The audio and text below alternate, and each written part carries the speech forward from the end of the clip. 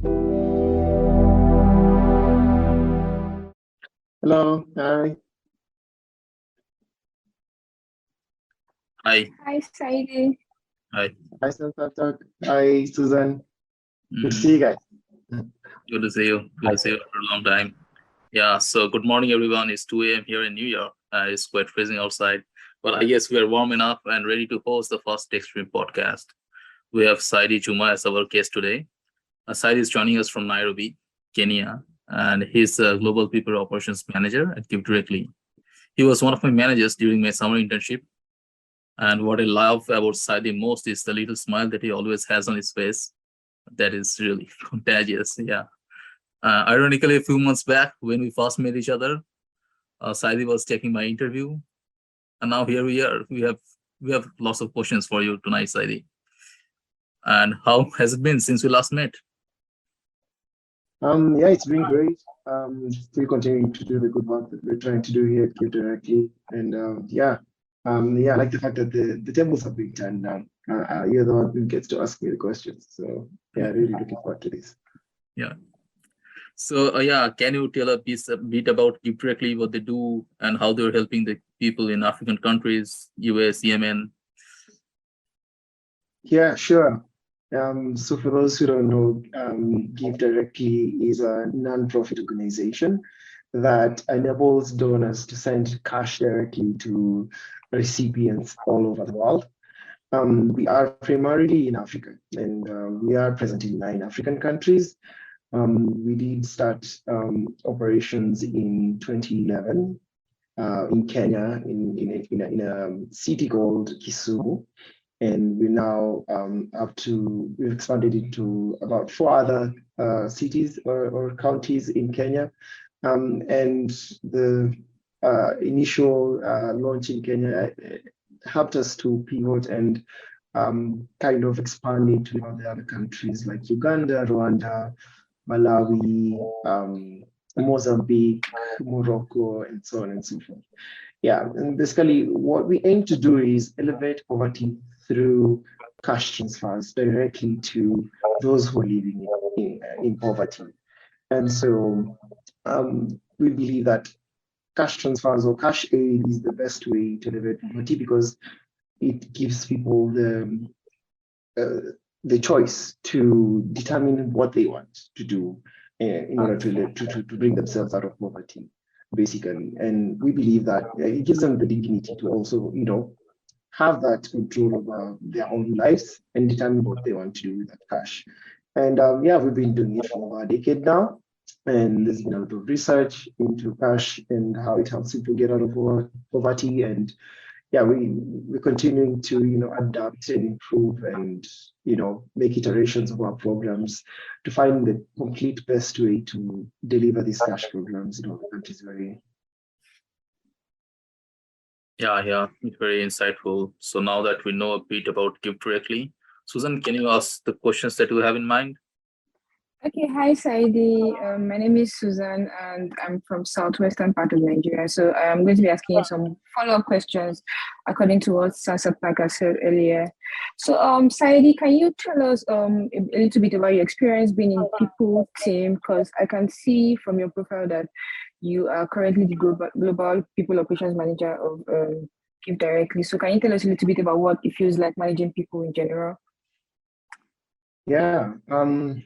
Well, I joined Give Directly about 3 years ago, in 2019, December. So I'm about to hit my 3-year mark this December. And I initially joined as the Kenya Human Resource Manager, and I was in charge of all the people needs for the Kenya team. And then earlier on this year, I moved on to the global people team. And so at Give Directly, each country has their own human resource team or department, but we also have a global people team that kind of is in charge of the whole entire organization's people philosophy and people team needs. And so I pivoted to that team, or I shifted over to that team. And so my experience so far has been really great. I think Give Directly is an organization that puts people at the forefront. One of our values, or our first value, as Sansa may know is recipients first. But our second value is team next. So we believe in the collective success of the team rather than individual success. And so having that in mind, it makes it quite a good experience to work for Give Directly as a people team member, because it makes my work really easy knowing that I have the full backing of the organization to put forward any people initiatives that I believe would make the job experience or the work experience of all of our employees globally better. And so things like, okay, go ahead. Okay. Yeah, so it was nice learning a lot about what you do in your people team and how the values of the company resonates with, taking care of people and all of that. So our next question for you would be to know the prospect of HR analytics in general in Give Directly. So we know analytics has been currently being used in different business areas like human resources, operations, marketing. So we'd like to know how Give Directly is applying analytics in the field of HR at the moment. Yeah, so I'd speak to my current role where as a people operations manager, I basically am in charge of the compensation philosophy of the organization. And so having to work on compensation involves a lot of data. Part of what Sansaptak had come on to help us is actually, create tools that are going to help us benchmark people's salaries and be able to, determine and accurately determine what we're going to pay our team, because people are spread out across all over the world.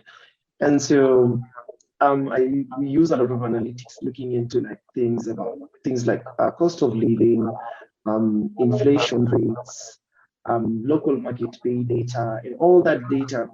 We use that to come up with the different pay scales in different countries based off of that information. And so for me, analytics is very key, and to Give Directly as well, because we want to ensure that we are being equitable in our pay, that we are making sure that everybody is getting a decent living wage, a competitive salary. But other than that, across the whole organization, we use analytics like diversity data to make sure that we have a team that's representative of, the people we serve, representative of all, minority groups and all different types of people. Yeah, so data analytics and people analytics is very key, and it's at the forefront of what we do at the people team at Give Directly. Thank you so much, Saidi, for that. That was really insightful. You actually gave us a very wide range of how you apply analytics into finances, tailoring salary, promoting equity, and then you also talked about the diversity part. That's really nice in general. So what prospects do you think, maybe in the near future or in a couple of years, do you think you guys can get to in terms of people analytics? Could you give us some insight into that? Yeah, so I'd say we are constantly improving and trying to make sure that our analytics gets better and better on a year-on-year basis. And so in an ideal world in the future, I think we would be able to use analytics to do things that maybe at the moment we're not particularly, let's say, being able to do very microscopically. Let's say like looking at our learning and development initiatives, being able to pinpoint exactly what's the best use of our learning and development, like stipend that we offer to our employees, to be able to maximize that stipend to ensure that there's proper growth in the whole entire organization. So things like when you're dealing with learning and development at the beginning of it, or when you're rolling out these programs, we're giving all our employees the choice to choose whichever way they feel like they would want to, undertake learning and development on their own, whether it's in-person trainings, it's online self-paced learning, it's group learning sessions and things like that. But I think after the program has run for maybe a couple of years, we'll be able to analyze and look at what has been the most popular way of learning, what has been the best way that people have been able to get knowledge from external sources and transfer that into Give directly, and save costs by focusing on those learning methods, or actually be able to ensure there's growth in the team by focusing on the most effective methods of learning. This is one way in which we think we would use analytics in the future to better the organizations, but there's very, very other ways that we can look into it. For example, conducting a skills gap analysis, mapping out all the skills in the organization. I mean, when you're having almost 1,000 employees, mapping out their skills takes time, takes a lot of data, it takes a lot of tracking. And so in an ideal world in the future, those are kind of, projects using people analytics that I would be happy to work on, and we're looking forward to working on. Okay, that's very, very good to know, Saidi. It's nice how you see the future of people analytics in your team and in your company. So one more question about people analytics relating to your task. I would like to ask the current challenges that you see, or the future challenges you see with implementation of some of these things you just talked about right now. What are the problems or the limitations, that you feel might take a while to come over these roadblocks? Yeah. Well, I think challenges have been, or challenges that I foresee with being able to roll out these people analytics initiatives mainly lie with how to collect that data and the accuracy of that data as well. You need to be very careful. You need to be very, very careful and be very keen, because with data, you might end up having the wrong information, and making decisions using wrong information might end up with us as an organization investing in initiatives that end up really being not of any advantage or of any use to our employees. So I think accuracy of the data that we collect, and actually how we collect that data, and making sure that it's up to date. For example, at the moment, inflation rates are very volatile. Forex exchange rates are very volatile, and there's this need for organizations to make sure that they are really up to date with how that information is fluctuating. You'd find that some organizations haven't looked at inflation rates since 2020. And if you look at that, 2 years is not so bad because it's not such a long time ago. But with all that has been going on in the world at the moment, the cadence of how long you update your inflation or your inflation or cost of living data has the need for that information to be up to date is more relevant now than it was pre-pandemic, pre-2019. And so accuracy of data and making sure that the data is also up to date, those are the challenges that we face. And I'd say also sources, getting truthful sources of data has also been a challenge. For example, with us, with me doing the conversation, it's very important that I get very accurate local market data benchmarks. So if I want to know in Nigeria how much we would pay a program manager in Nigeria, I need to have a very accurate and trusted source of information that tells me these are the current rates for a program manager, for a field officer in Nigeria, because that will determine how much we pay our staff there when we're launching and how competitive we will be in that market. So you'd find that there are not that very many salary aggregators who can give you this information. They are there, and you have to seek them out, and you have to find who has the best data. Yeah. Yes, Saidi, thank you so much. That was really insightful, learning about some of the challenges that we have with data. I think some of these challenges you mentioned too, they're like very universal problems where we always have data integrity issues, trying to make sure that we don't overanalyze the data, and sometimes you have to put in some intuition. So yeah, I totally agree with you on that. So just one more question I have for you before I hand over back to Sansaptak. I'd like to know if there are opportunities for students, or the kind of opportunities that Give directly has for students to join your people analytics team.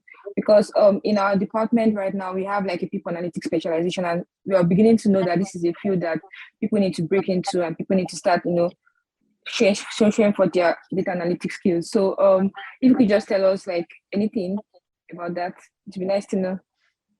Yeah, sure. So as Sons of Tech has experienced, we have a summer internship program that we run every year, and this is in line with the summer holidays in the US. And so we do take on interns for each and every one of our departments, including the people team. And yeah, there are opportunities there for those who are, undertaking people analytics. We have various projects that we work on, as I've mentioned, on analytics, and the summer interns that we take on people team will always get an opportunity to work on various projects. Most are analytics focused, some in other areas. And yeah, so we do have those opportunities. In addition to that, we have open roles that we advertise on our careers page every year, and I'd encourage people to apply for those roles. We do not look at things like age or experience per se. We look at what qualifications people have and whether they're able to do the job or not. And so I sometimes people get discouraged to apply for these roles because they're like, oh, this looks a bit too senior. But I'd encourage people to apply for any positions that they think they can take on our careers page, and let's see what happens. We take people through some skills tests, some interviews, and you'd be surprised to find out that we have quite a young team here at Keep Directly. Thank you so much for that. That's really insightful. It's really lovely to know that your team hires for summer interns and full-time roles. Okay, so right now I'll be handing over back to Sansatak just for us to round up. Yeah, so it was such a wonderful session, and like all the answers that Saidi said, it was so very insightful, as you said, Susan, and the way you conducted, Susan, it was very nice indeed. And so it has been 20 minutes, and I don't want to keep you holding, Saidi. I know you are a busy person with all the responsibilities that you have. So before we conclude, I would like to mention that we'll have a very big conference coming up next year, where I would like to invite you or someone else. Like if you are too busy, we can invite someone from the people team, maybe Stefani or Heidi or Mary. We would like to have them join us, because it is obviously a very big conference where around 500 participants from all over the world join us, and industries like big companies, Microsoft, like last year Microsoft joined us, LinkedIn joined us, Johnson & Johnson joined us. So it is a very big conference, and we'd like to have you. Yeah, so that being said, again, thank you for accepting our invite and joining. It was such a successful first podcast for TechSHRM. And have a great day ahead, Saidi. Yeah. Thanks, Sons of Tech, and thank you for the invite for this one, and thank you for the invite in advance for next year's conference. Be glad to participate in that, and I'm happy to be the first one to be on your podcast, and I wish you guys all the best with the future podcast. I'll be listening keenly. Yeah. Thank you. Bye. Bye-bye. Thank you. Bye, Saidi.